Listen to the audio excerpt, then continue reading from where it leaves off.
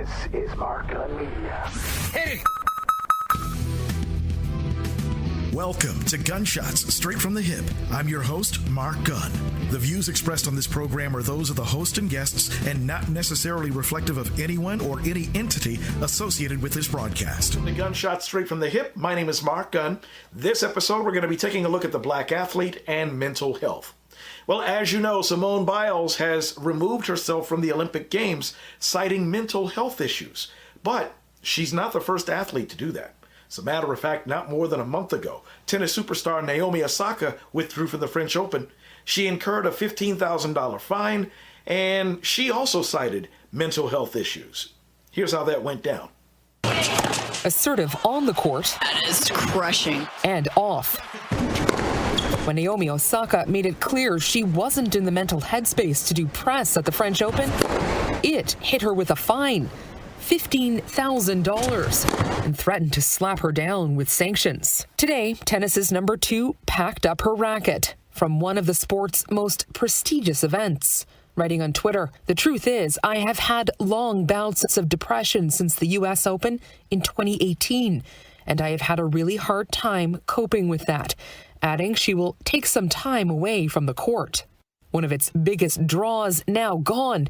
What could the Open say but this? We wish her the best and the quickest possible recovery.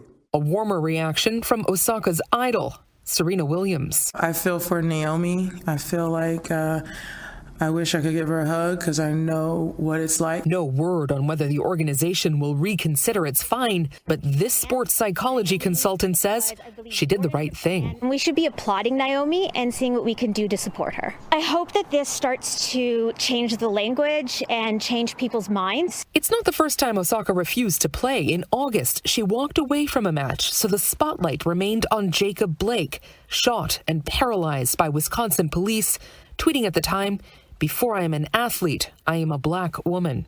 Osaka has also proven her heart is bigger than her ego, famously sharing the glory of a win by celebrating the 15-year-old phenom she beat. I think, Coco, you're amazing. Really nice. Osaka has beaten legends like Serena Williams.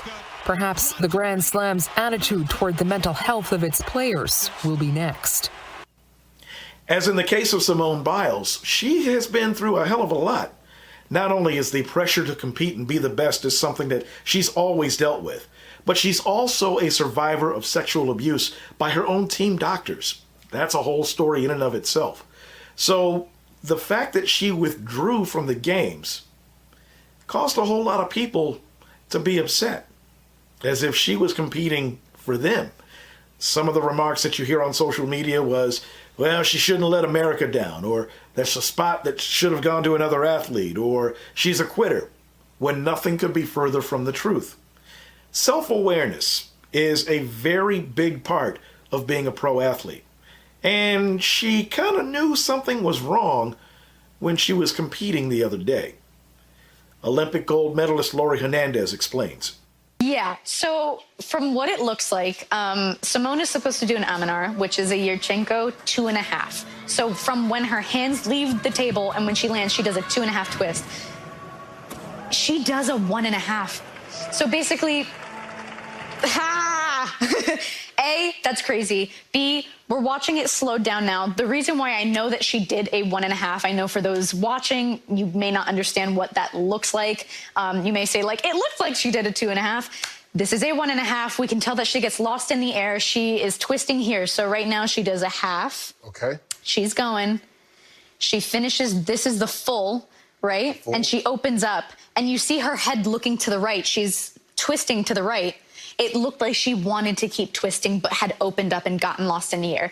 The fact that she landed while getting lost in the air is incredible, first of all. Right. Second of all, this is not something that we've seen from her. It could be something that's happening during practice.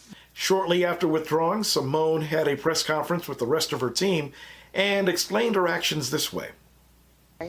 No injury, thankfully, and that's why I took a step back because I didn't want to do something silly out there and get injured. So I thought it was best if these girls took over and did the rest of the job, which they absolutely did. They're Olympic silver medalists now, and they should be really proud of themselves for how well they did last minute having to go in. And it's been really stressful, this Olympic Games. I think just as a whole, not having an audience, there are a lot of different variables going into it. It's been a long week. It's been a long Olympic process. It's been a long year. So just a lot of different variables, and I think we're just a little bit too stressed out, but we should be out here having fun, and sometimes that's not the case. I just felt like it would be a little bit better to take a back seat, work on my mindfulness, and I knew that the girls would do an absolutely great job, and I didn't want to risk the team a medal for kind of my screw-ups because they've worked way too hard for that. So I just decided that those girls need to go in and do the rest of the competition. Yeah, I say put mental health first, because if you don't, then you're not going to enjoy your sport and you're not going to succeed as much as you want to. So it's okay sometimes to even sit out the big competitions to focus on yourself, because it shows how strong of a competitor and person that you really are, rather than just battle through it. While the future is uncertain as to whether or not Simone will be competing in the games at some point, there are experts that are weighing in on what may be going on with her. Dr. David Colarossi explains. What an absolute nightmare. I feel so bad for her. She pulls out of the team finals after a bad vault, has to walk off the floor with the physician. I don't know why it was a physician, why there was no psychologist there. It's insane to me they don't have a psychologist on hand. This woman has been talking about confidence and anxiety for weeks now. They don't have a psychologist available. Anyway, they pull her off. She goes to the back. She goes, I need to pull out of the competition. Then she comes out in a coach's role, and the team gets a silver medal. And now we all sort of wait to see, is she going to be able to compete? I think it starts on Thursday for the individual competition.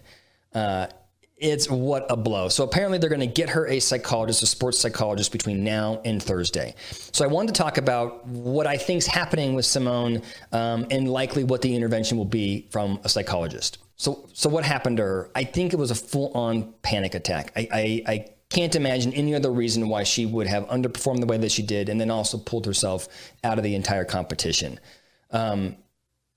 If you don't have exposure to panic attacks, let me just sort of describe a little bit of what that's like. Anxiety sucks because it's so cyclical. First, you experience the anxiety, you experience the symptoms, maybe an elevated heart rate, and then your brain goes, uh-oh, you're too nervous. You're getting nervous. And then what happens then is your body responds by ramping up. The heart rate skyrockets. You start sweating. And then your brain goes, oh crap, it's happening. You're having panic. You're not going to be able to perform. And then all of a sudden, physiologically, you start sweating.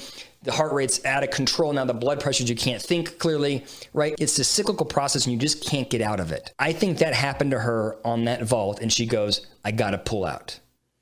So if I am the sports psychologist working with her, what I'm going to try and do is sort of in tiers. The first thing I'm going to try and do is help her regulate her emotion in the moment. I don't know what medications are allowed, but I imagine they're doing something, whether it's beta blockers or full-on benzos, something to calm her down so that she can think more logically about what's happening to her. They're going to use relaxation techniques, mindfulness, positive self-talk, those kind of tactical tools just to get her to regulate her emotions. I'm sure they already did some of that for her to come back out and coach and then be able to speak at the press conference. The next thing that they're going to do, I believe, is cognitive restructuring. Simone had you can describe this if you think about this is the pinnacle of her career, and then something mental, psychological derailed her. She is going to be, there's trauma around being undermined and derailed like that. The psychologist will have to work with her to help her think differently about what happened. Instead of saying, I was out of control or I lost control, I've disappointed everybody, the country is mad at me, I'm a failure, she has to change her thinking to be, I've demonstrated the power of mental health, I showed maturity as a gymnast, I made the right decision, now I'm the underdog, I still have a lot of opportunity, right? They have to change the way she's thinking about what happened to her and her legacy. Like, did this destroy who Simone Biles is? Or maybe it didn't. Maybe it gave her the opportunity to show how powerful she is. And finally, the sports psychologist will help her think towards the future and gain a sense of control. In order to perform at the level of these elite athletes, you have to be in the precise right mental place. That means the appropriate level of confidence, the appropriate level of anxiety, the appropriate level of motivation and drive. To get there, she has to use techniques, visualization, self-talk again, mindfulness again, coaching from a psychologist to get her sort of zoned in on exactly where she needs to be from a psychological standpoint. And the key here is she has to feel like she has the ability to control that. And I'll tell you this, if I were the psychologist, I would be pushing the underdog narrative. Instead of walking into these final events thinking the world is on my shoulders, I'm the best gymnast, I have to perform or I'm letting down the United States, I think she needs to think, I'm an underdog, they don't believe in me, they don't think I can do it, and let me prove them wrong. I think Simone has made a career off of proving people wrong. So I don't know what will happen. If I was a betting man, I'd bet on Simone. No matter what the outcome, no matter what Simone Biles is going through, or any pro athlete for that matter, bottom line is your mental health is the most important thing. Without it, you're unable to compete. And for those naysayers that make the remarks that you make on social media, unless you've competed at that level, unless you've gone through the things that Simone Biles has gone through, or any other pro athlete, your opinion doesn't mean a hell of a lot. There are a lot of folks that are supporting her on social media as well, and professional athletes that are showing all kinds of support.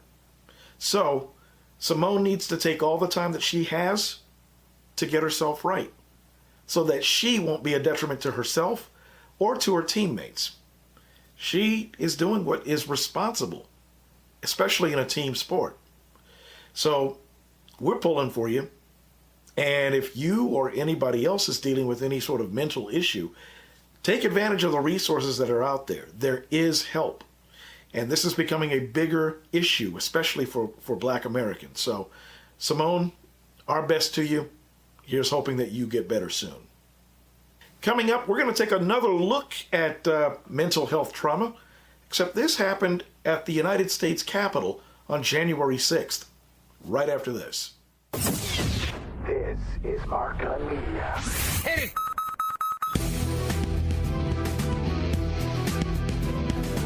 One of the biggest accomplishments we've had over the past year is the continued growth of our podcast, Gunshots Straight from the Hip. If you haven't heard it, you can check it out now on our website at markgunmedia.com or on iTunes, iHeartRadio, Spotify, Google Podcasts, or the TuneIn Radio app. You can also subscribe to our YouTube channel. Past episodes are available for download right now. Each episode is written and produced from a perspective not heard enough in this medium, the Black perspective. However, Gunshots Straight from the Hip is not limited to a Black audience. Anyone can get something out of it. We tackle social and political issues, sometimes some slice of life stuff, in a way that's very compelling and unlike any other podcast on the market right now. With my experience as an award-winning audio producer and a reputation for being rather outspoken, Gunshots Straight from the Hip is something you won't want to miss. Over the next year, we want to add more subscribers with a goal of 1,000 new subscribers every month. If you haven't joined us yet, go to our website at markgunmedia.com and hit the podcast link.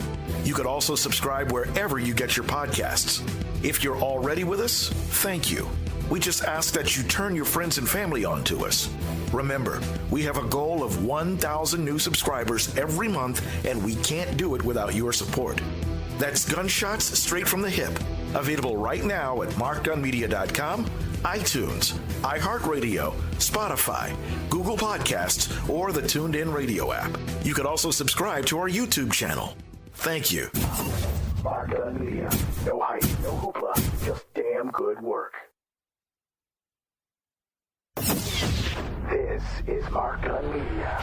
Hit it! Hey, what's up? This is Mark Gunn. I have an audiobook that I collaborated on with author Steve Dust Circle. It's called Before Your First Gig. It's written specifically for the new band or artist just getting started. In about 15 minutes, we will give you the blueprint for setting up to give live performances, marketing your band, and making your music presentable to the masses and the audience that you're going after. Thousands of dollars in sound advice for, get this, $3.99. That's right, $3.99. To download your copy, simply go to my website, markgunmedia.com. That's markgunmedia.com, and the link is on the homepage. It's available from Audible, iTunes, and Amazon. Just click the link that you prefer. As an added bonus, with the proof of purchase, I'll send you the Mark Gunn Media Artist Starter Kit at no additional cost. In it, you'll find all the resources you need to learn about music licensing and publishing, how to register your music with BDS and SoundScan in order to get radio airplay. There's also information about how to become a member of ASCAP and BMI. All the forms you need are included.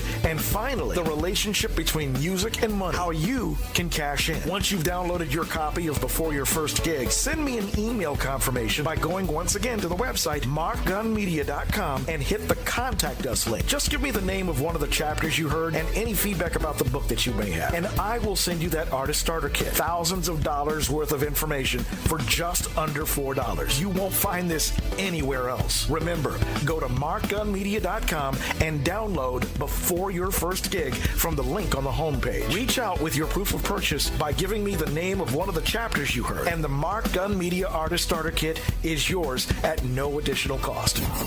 Mark Gunn Media. No hype, no hoopla, just damn good work.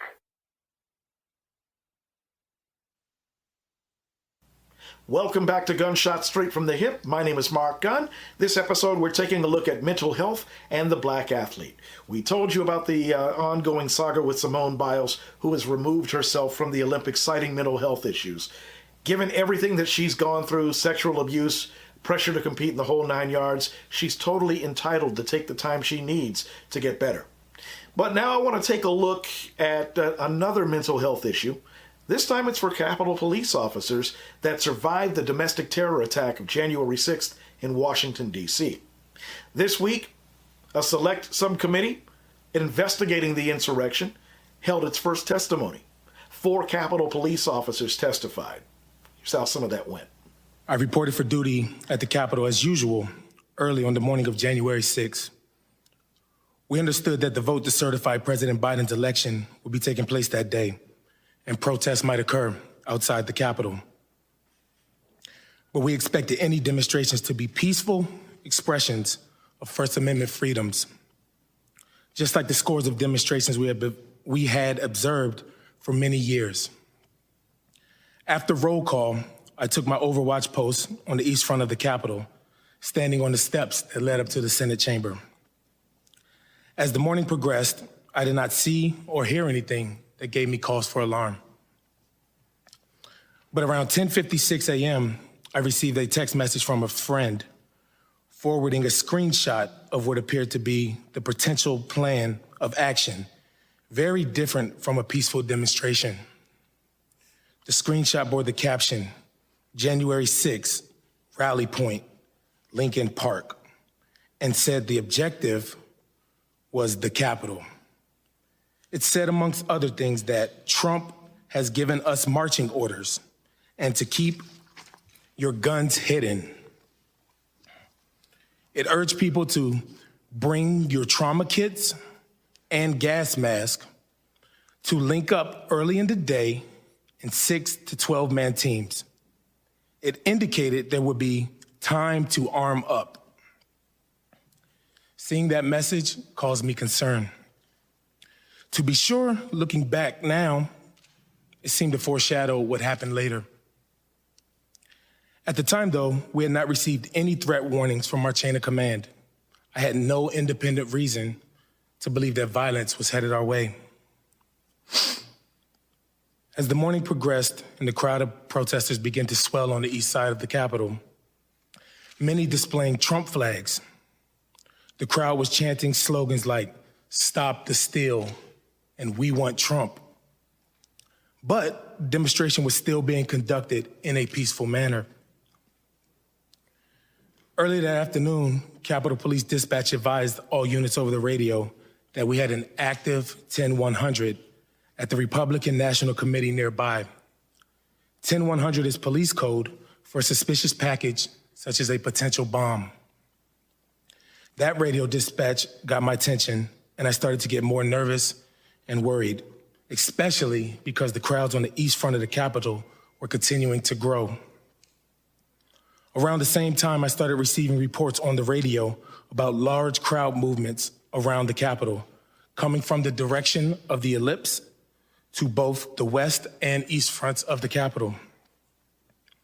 Then I heard urgent radio calls for additional officers to respond to the west side, and an exclamation, a desperate voice, that demonstrators on the west side had breached the fence. Now it was obvious that there was a direct threat to the Capitol. I quickly put on a steel chest plate, which weighs approximately 20 pounds, and carrying my M4 rifle, sprinted around the north side of the Capitol to the West Terrace and the railing of the inaugural stage, where I had a broad view of what was going on. I was stunned by what I saw. In what seemed like a sea of people, Capitol police officers and Metropolitan police officers, MPD, were engaged in desperate hand-to-hand fighting with rioters across the West Lawn. Until then, I had never seen anyone physically assault Capitol Police or MPD, let alone witness mass assaults being perpetrated on law enforcement officers. I witnessed the rioters using all kinds of weapons against officers, including flagpoles, metal bike racks that they had torn apart, and various kinds of projectiles. Officers were being bloodied in the fighting.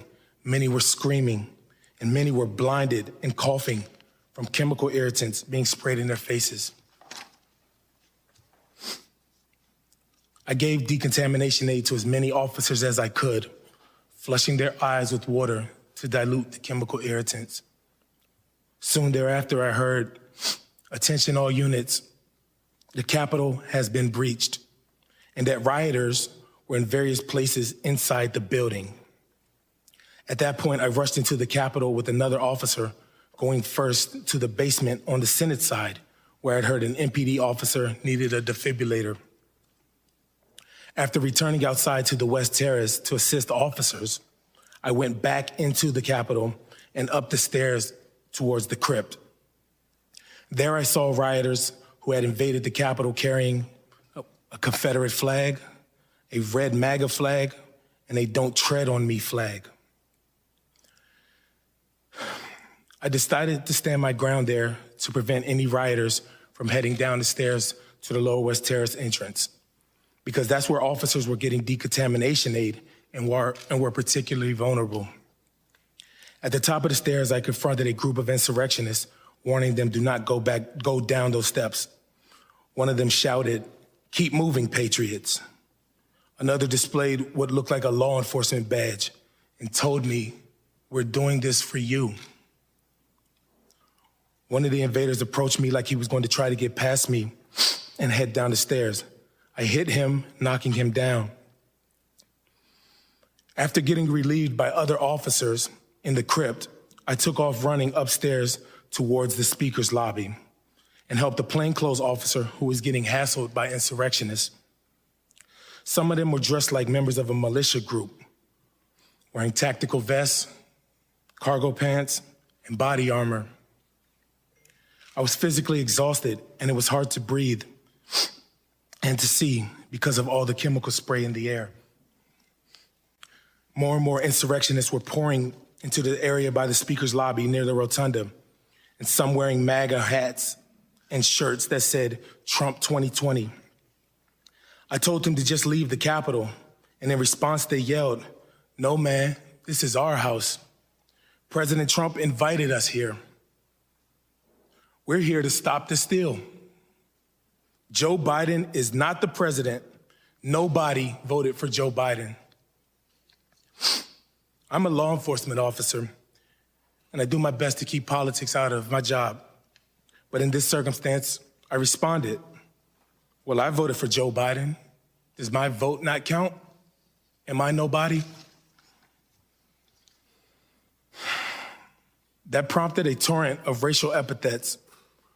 One woman in a pink MAGA shirt yelled, "You hear that, guys?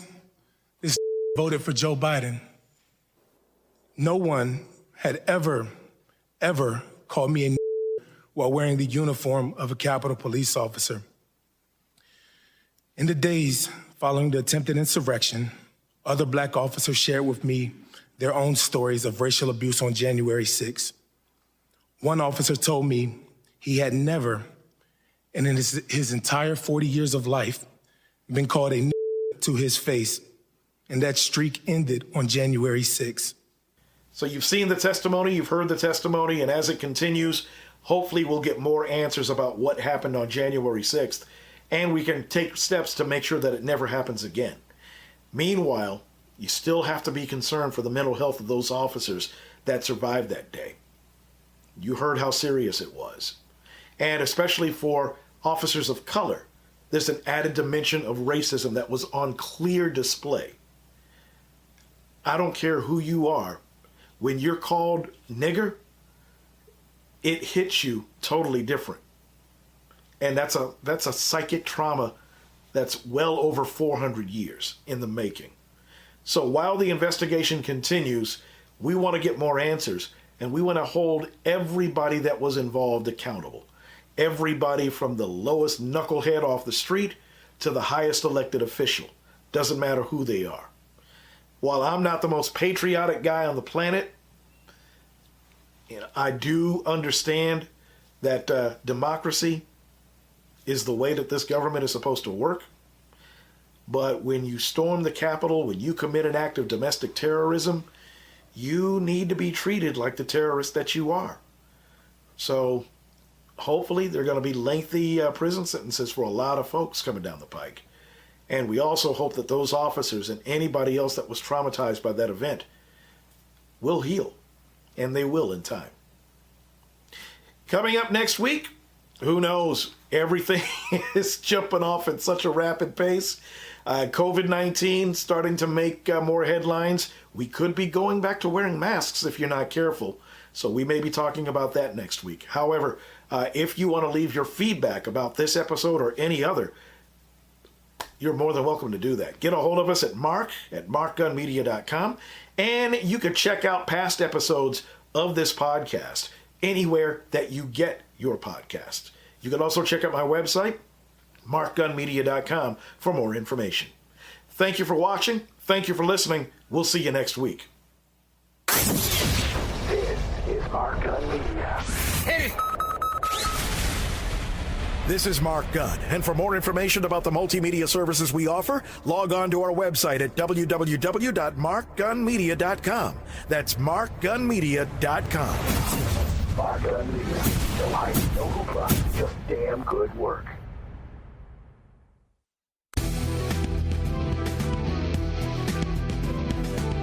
You've been listening to Gunshots Straight from the Hip.